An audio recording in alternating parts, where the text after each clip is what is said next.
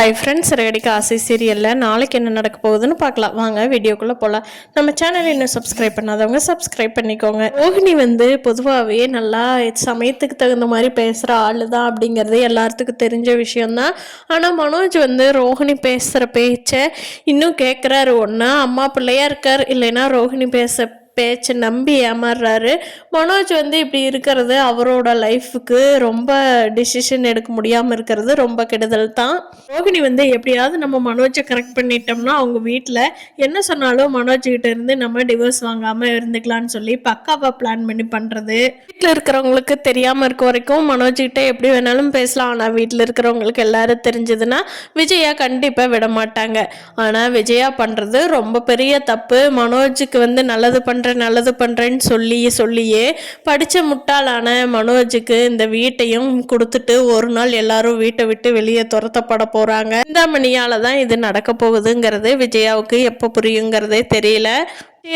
அந்த ஃபைனான்சியர்கிட்ட சார் நீங்கள் வாங்க நான் கையெழுத்து போட்டு கொடுத்துட்றேன் அப்படின்னு சொல்லி குடும்பத்தையே எதிர்த்து விஜயா அவங்களுக்கு கையெழுத்து போட்டு கொடுத்துட்றாங்க. சிந்தாமணி அதை வச்சு தான் பயங்கர பிளான் பண்ண போகிறாங்க.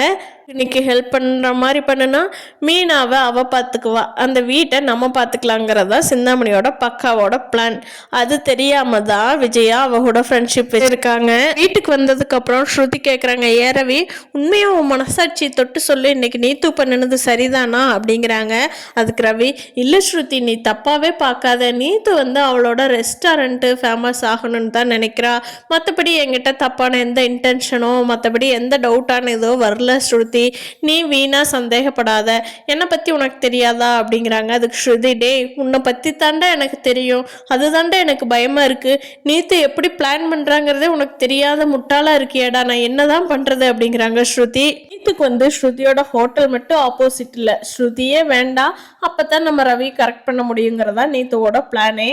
நான் உங்கள் வீட்டில் போய் சொல்லிட்டு இருக்காங்க, அம்மா இன்னைக்கு போலீஸ் ஸ்டேஷனுக்கு போனோம், இப்படி கம்ப்ளைண்ட் கொடுத்துட்டா, டே நீ பண்ணுறதாண்டா அப்படின்னு சொல்லி மீனா அவங்க தம்பிகிட்ட சண்டை போட்டுட்டு இருக்காங்க. எதுக்குடா போய் அந்த ரோஹிணி அடிச்ச, அவள் வீணா எங்கள் மேலே கம்ப்ளைண்ட் கொடுத்துட்டா, அவளை தொடக்கூடாதுன்னு சொல்லியிருக்கேன்லடா அப்படிங்கிறாங்க. ஆமாக்கா அவளை கொலை பண்ணியிருப்பேன், என்னடா பண்ணுறது, பொண்ணா போயிட்டாலேன்னு விட்டுட்டேன் அப்படிங்கிறாங்க அவங்க தம்பி. அப்போது மீனா சொல்கிறாங்க, பரவாயில்லடா இன்னைக்கு அருண் தான் வந்தார், அவரும் எங்களுக்கு சப்போர்ட்டாக பேசினார் போலீஸ் ஸ்டேஷனில் அப்படிங்கிறாங்க. அவங்க அம்மாவும் தம்பியும் ரொம்ப சந்தோஷப்படுறாங்க. மீனாவோட அம்மா சொல்கிறாங்க, ஏம்மா மீனா பரவாயில்ல, எப்படியோ நம்ம அருண் மாப்பிள்ளையும் பெரிய மாப்பிள்ளையும் ஒன்று சேர்ந்து சந்தோஷமாக இருந்தாங்கன்னா நல்லது தாம்மா அப்படிங்கிறாங்க.